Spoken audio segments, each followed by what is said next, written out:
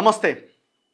కాంగ్రెస్ పార్టీకి సిద్దిపేట జిల్లా నాయకుడు చక్రధర్ గౌడ్ రాజీనామా చేసిండు.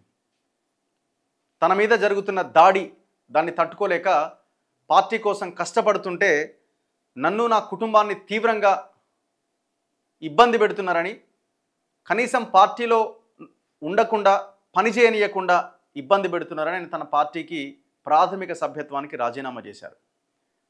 సో ఈ వీడియో చేయడానికి ప్రధానమైన కారణం ఏంటంటే, ఒక బలహీన వర్గాల నుంచి వచ్చిన నాయకుడు పార్టీ మారాలి అనే ఆలోచన చేస్తే ఎవడు పిలిచి మాట్లాడాడు, ఎందుకు పార్టీ మారుతున్నామని అడిగేటోడు లేడు. పార్టీలో ఉన్న తనకు తానుగా పనిచేసుకుంటూ వెళ్ళాలి తప్ప ఎవడి ప్రోత్సాహం కానీ సహకారం కానీ ఉండదు. ఆయన గతంలో బహుజన్ సమాజ్ పార్టీ నుంచి పోటీ చేసి 2023లో దాదాపు 10,000 20,000 ఓట్లేమో సాధించిండు. ఇప్పుడు అక్కడ మైనంపల్లి హనుమంతరావుకి ఆయనకి మధ్య పడతలేదు.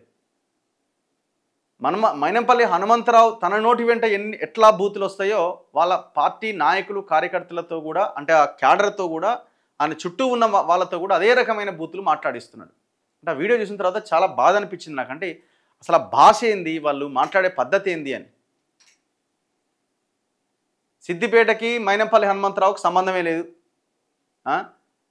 ఆయనది మెదక్, ఆయన కొడుకు అక్కడ మెదక్ ఎమ్మెల్యేగా ఉన్నాడు.